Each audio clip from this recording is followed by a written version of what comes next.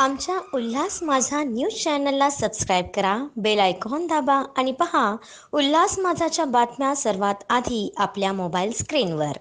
दिल्ली जंतर मंतरवर आंदोलनादरम्यान विद्यार्थ्यांवर झालेल्या लाठीचार्जचे पडसाद देशभर उमटताना पाहायला मिळत आहे। विरोधी पक्ष काँग्रेस आक्रमक झाला। डोंबिवलीत काँग्रेसच्या वतीने आंदोलन करण्यात आलं। डोंबिवलीतील इंदिरा चौक परिसरात जिल्हाध्यक्ष अमित म्हात्रे यांच्या नेतृत्वाखाली कार्यकर्त्यांनी भाजप सरकारच्या विरोधात जोरदार घोषणाबाजी केली। तसेच केंद्रीय शिक्षण मंत्री धर्मेंद्र प्रधान यांच्या राजीनाम्याची मागणी केली। या आंदोलनात शाळेतील विद्यार्थ्यांनी देखील सहभागी झाल्या होत्या। तुम्ही बघितलं असेल, हा आजचा आंदोलन आमचा आजचा नाहीये। मागे जेव्हा पेपर फुटी झाली तेव्हापासून आमचा संघर्ष चालू आहे।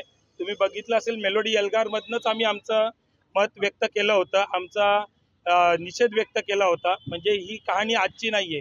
या असंवेदनशील सरकारचं खरंच एक दुर्दैवी बाब आहे की त्यांनी आज विद्यार्थ्यांना, मुलींना, बायकांना, पालकांना ज्या प्रकारे मारहाण केलेलं आहे ते खरंच निंदनीय आहे।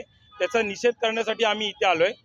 विषय कुठल्या पक्षाचा नाहीये, विषय राजकारणाचा नाहीये। आज देखील आम्ही राजकारणाला इथे सामोरे आलेलो नाहीये। तुम्ही बघितलं असेल, राहुलजी गांधी यांनी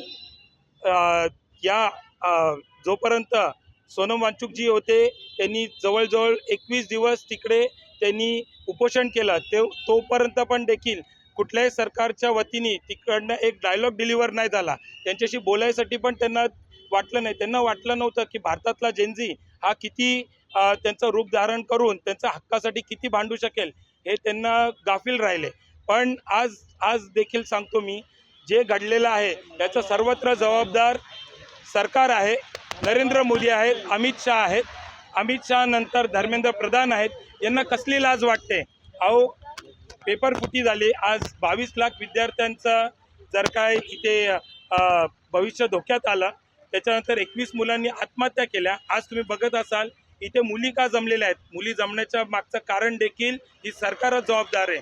ज्या पद्धतीने यांच्या बहिणींना लाथाबुक्क्यांनी मारले, त्यांचे कपडे फाडलेले आहेत आणि सिव्हिल ड्रेसमध्ये देखील त्यांच्या मागे जाऊन कुठले तरी गुंड लोकांना, BJP आणि RSSच्या गुंड लोकांनी मारलेलं आहे। याचा आम्ही निषेध करतो आणि हे कुठेतरी थांबलं पाहिजे।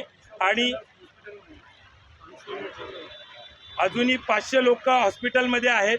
आमची इथे प्रामुख्याने मागणी राहील की धर्मेंद्र प्रधान यांनी राजीनामा द्यायला पाहिजे। दुसरी मागणी, जी विद्यार्थ्यांवरती पोलीस कारवाई झाली आहे ती देखील त्यांनी मागे घेतली पाहिजे।